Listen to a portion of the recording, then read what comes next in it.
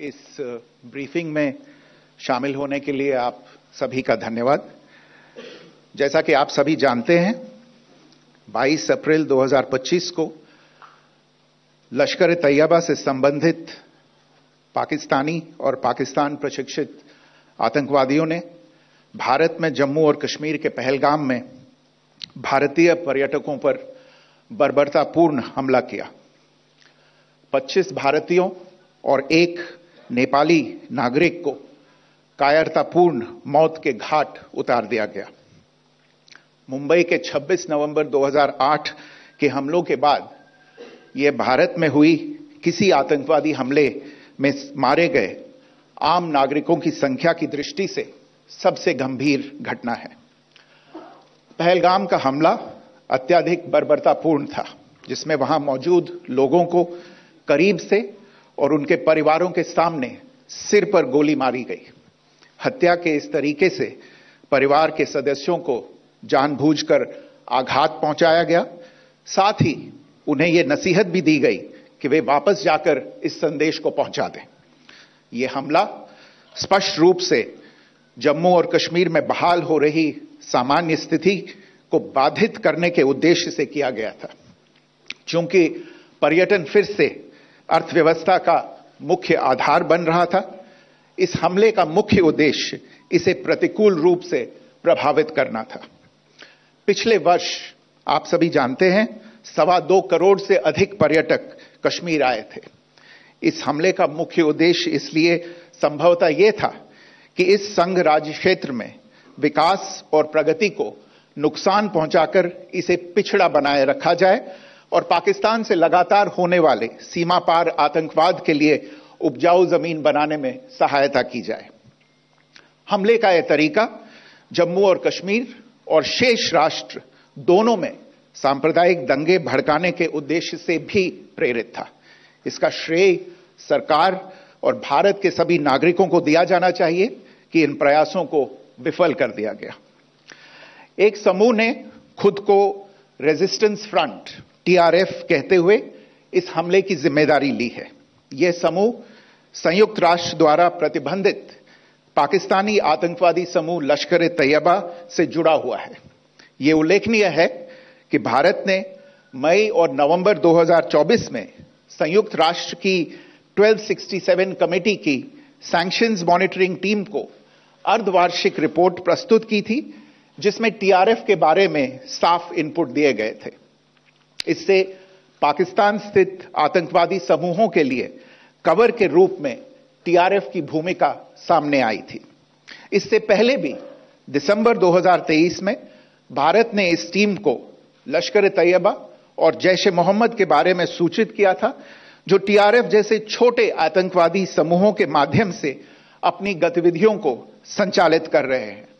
इस संबंध में 25 अप्रैल को UN सिक्योरिटी काउंसिल प्रेस वक्तव्य में TRF के संदर्भ को हटाने के लिए पाकिस्तान के दबाव पर भी ध्यान दिया जाना चाहिए। पहलगाम आतंकवादी हमले की जांच से पाकिस्तान के साथ आतंकवादियों के संपर्क उजागर हुए हैं। रेजिस्टेंस फ्रंट द्वारा किए गए दावे और लश्कर ए तैयबा से ज्ञात सोशल मीडिया हैंडल द्वारा इसको रीपोस्ट किया जाना इसकी पुष्टि करता है। चश्मदीद गवाहों और विभिन्न जांच एजेंसियों को उपलब्ध अन्य सूचनाओं के आधार पर हमलावरों की पहचान भी हुई है। हमारी इंटेलिजेंस ने इस टीम के योजनाकारों और उनके समर्थकों की जानकारी जुटाई है।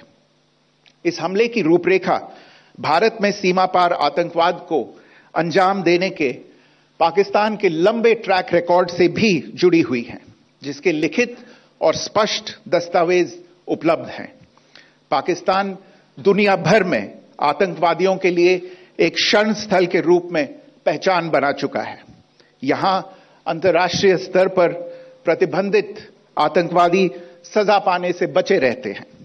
इसके अलावा पाकिस्तान ने इस मुद्दे पर विश्व और फाइनेंशियल एक्शन टास्क फोर्स जैसे अंतर्राष्ट्रीय मंचों को जानबूझकर गुमराह करने के लिए भी जाना जाता है। साजिद मीर का मामला, जिसमें इस आतंकवादी को पाकिस्तान ने मृत घोषित कर दिया था और फिर अंतर्राष्ट्रीय दबाव के परिणाम स्वरूप वो जीवित पाया गया, इसका सबसे स्पष्ट उदाहरण है। यह स्वाभाविक है कि पहलगाम में हुए इस हमले से जम्मू और कश्मीर के साथ साथ भारत के अन्य भागों में भी आक्रोश देखा गया। हमलों के बाद भारत सरकार ने स्वाभाविक रूप से पाकिस्तान के साथ संबंधों को लेकर कुछ कदम उठाए। आप सभी उन निर्णयों से अवगत हैं जिसकी घोषणा 23 अप्रैल को की गई थी। तथापि यह आवश्यक समझा गया कि 22 अप्रैल के हमले के अपराधियों और उनके योजनाकारों को न्याय के कटघरे में लाया जाए। हमलों के एक पखवाड़े के बाद भी पाकिस्तान द्वारा अपने क्षेत्र या अपने नियंत्रण वाले क्षेत्रों में आतंकवादियों की इंफ्रास्ट्रक्चर के विरुद्ध कार्रवाई करने के लिए कोई स्पष्ट कदम नहीं उठाया गया है। उल्टे वो इनकार करने और आरोप लगाने में ही लिप्त रहा है।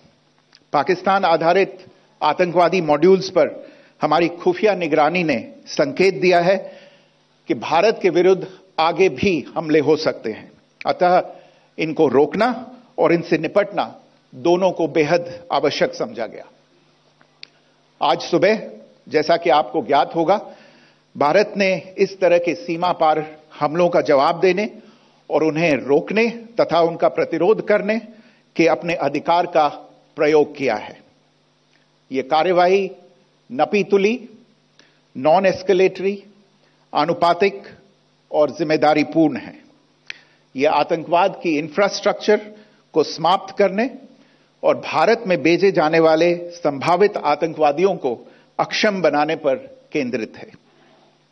आपको यह भी स्मरण होगा कि 25 अप्रैल 2025 को संयुक्त राष्ट्र सुरक्षा परिषद ने पहलगाम आतंकवादी हमले पर एक प्रेस वक्तव्य जारी किया था, जिसमें आतंकवाद के इस निंदनीय कार्य के अपराधियों, आयोजकों, फाइनेंसरों और प्रायोजकों को जवाबदेह ठहराने और उन्हें न्याय के दायरे में लाने की आवश्यकता पर जोर दिया गया था। भारत की आज की इस कार्रवाई को इसी संदर्भ में देखा जाना चाहिए।